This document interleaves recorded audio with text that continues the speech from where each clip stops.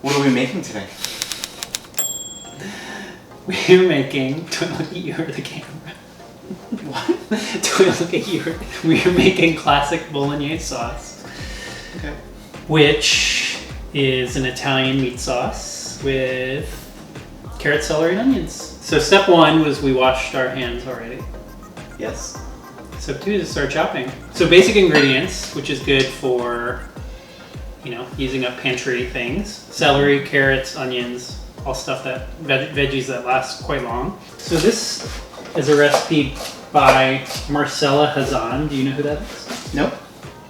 She is an Italian cookbook author who she basically introduced classic Italian food to the American kitchen. So this is known as the 3-hour Bolognese because it cooks for 3 hours. But other than the time involved, it's super simple. I always like, the first time I make a recipe, to make it exactly to the recipe. But I think it's always important to figure out what a recipe is supposed to taste like as written. Unless you don't have all the ingredients. Yeah, so carrots are round. It's very dangerous to chop round things. So as step one, you want to put it on the flat base and then cut one plank all the way down. And then that creates a flat surface that you can then have flat on the board. It's not going to roll around. You're not going to cut yourself. And then you cut the rest of the planks like that. James, why did we choose this brand? Because it was available.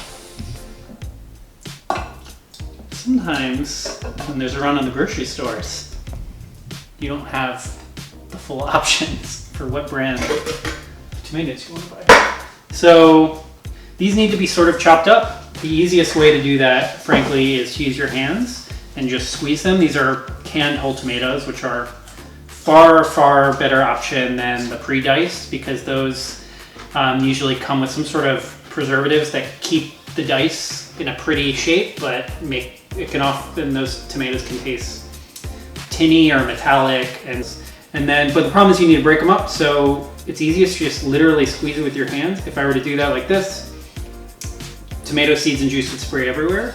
So I forget where I learned this tip, but if you basically submerge all of your hand in the juice where you squeeze, then who knew? Yeah, it's a tip. Then nothing sprays everywhere. In certain regions of Italy, butter is the fat of choice over olive oil. And that's just purely because that's what's around. You'll find olive oil heavy sort of dishes more so like on the coast of the Mediterranean and farther south, obviously Sicily, which is a lot of our what we think about when we think about Italian food. This is my understanding at least, is that in Bologna, it's dairy country basically. And so rather than olive oil, they'd be using butter. And that's why actually, as we'll see, the recipe calls for whole milk as well. So it's just... That makes a lot of sense. Yeah. Also... Depends on what's available. Cattle. For the beef. Yeah, exactly. James, did you eat much pasta growing up? Well, we would use Italian pasta in Chinese dishes. Oh, really? Yeah. What sort of dishes? Well, if you think about it, like Hong Kong, breakfast soup has macaroni noodles in it. Mm-hmm. What we think of as traditional Italian pasta is often used in substitution for just noodles in general in Asian American households. Who knew? James? Yes? Do you know the other great thing about why you might want to make pasta sauce in a quarantine situation? Any guesses?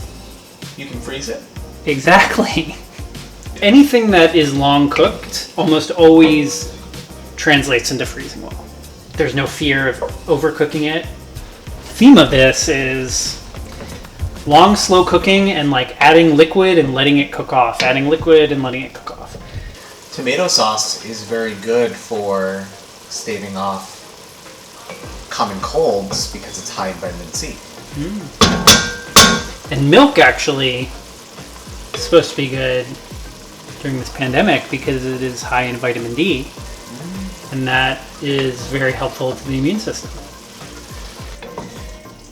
This is it. This is all the sauce. Now the last ingredient is waiting 3 couple hours.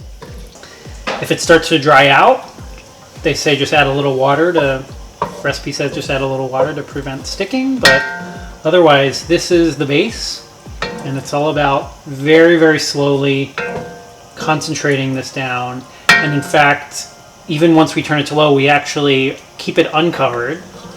And the purpose of that is to let the liquid slowly evaporate out and let it concentrate down. While this thing was cooking, watch the first 2/3 of The Godfather, James's first viewing. True. What do you think? It's pretty good. What do you really think? I think it's pretty good.